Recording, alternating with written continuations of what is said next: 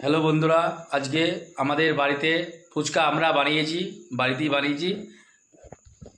দেখুন দাদা, এই যে ফুচকা, এই যে ফুচকার জল বানিয়েছি, এই দিয়ে আলু মাখা বানিয়েছি।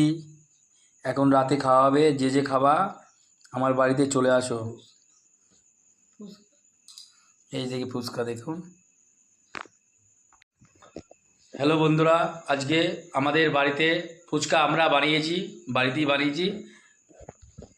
দেখুন দাদা, এই যে ফুচকা, এই যে ফুচকার জল বানিয়েছি, এই দিয়ে আলু মাখা বানিয়েছি। এখন রাতে খাওয়া হবে। যে যে খাবা আমার বাড়িতে চলে আসো। এই যে ফুচকা দেখুন।